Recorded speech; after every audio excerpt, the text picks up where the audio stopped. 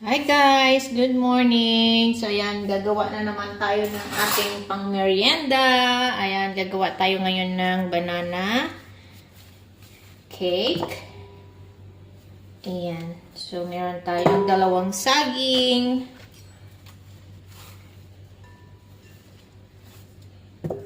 Dalawang saging, tas dalawang egg.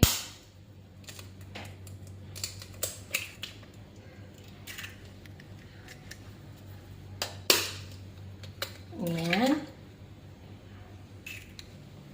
Then, maglalagay tayo ng 1/2 cup ng white sugar. So, imamash lang natin yung ating banana, guys.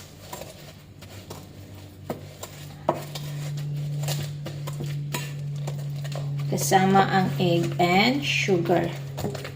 Mash lang natin siya until mag-well combine lahat yung ating ingredients. Maglalagay din ako guys ng vanilla extract para pampatanggal lansa sa ating egg.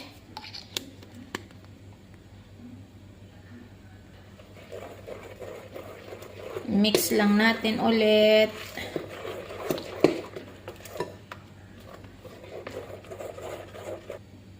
So, maglalagay tayo ng 2 cups na flour. Ayan, 2 cups na flour. Maglalagay ako ng 1 tablespoon ng baking powder. Ayan. Then, maglalagay tayo ng 1/2 teaspoon ng baking soda. Maglagay ako ng 1/2 teaspoon ng baking soda. Maglalagay din ako ng 3 tablespoon ng powder milk para masarap guys. Mas malinamnam kasi kung meron siyang powder milk. Ayan, naglagay tayo ng 3 tablespoon. So, i-ano lang natin ito guys. Si-shift lang natin para pino yung ating banana cake. Then, para wala siyang lumps pag ano na siya. Mas maganda kasi kung pino yung ating walang lumps. So, yan. Hanggang sa maubos lang. So, yan guys. O, diba? Meron siyang mga buo-buo. Kaya kailangan natin siyang i-shift para mawala yung lumps. Yan. Then, ready to mix. Maglalagay din ako guys ng 1 cup ng fresh milk. You can use evaporated milk. So, yung ginamit ko is fresh milk kasi wala akong stock na evaporated milk dito. So, ang ginagamit ko is fresh milk.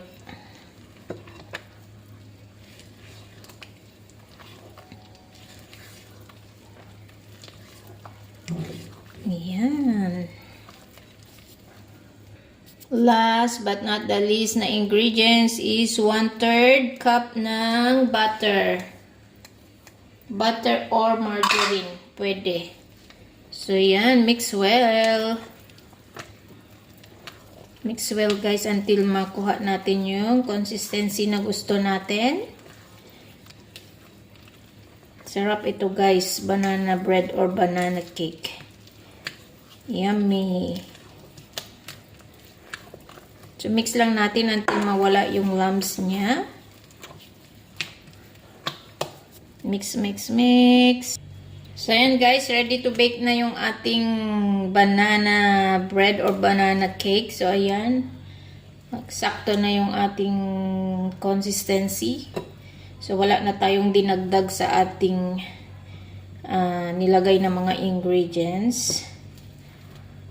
Ayan, ready to bake na siya. Ilalagay na natin siya sa ating baking pan. So, ayan guys, ready na natin siya. Ilagay sa ating baking pan. Ayan, kalahati lang ilagay natin guys para para hindi siya gaano. Kasi pa yan tag dito. Pa kaya kalahati lang ilagay natin.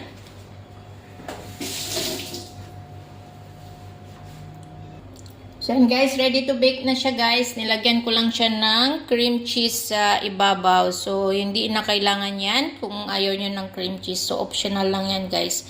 So yan, ibabake na natin yan guys ng around 30 minutes. So ito yung isa guys na naiwan kanina. So nilagyan ko din ng chips. Strawberry chips yan guys. So ayan. Nag-invento na naman tayo. O diba? So, after natin ma-bake yung una, i-bake din natin ito. So, i-update ko kayo later. So, ayan na guys. Luto na yung unang salang natin. So, toothpick check tayo. Ayan. Wala na siyang sa loob. Basa. So, ibig sabihin is, luto na siya.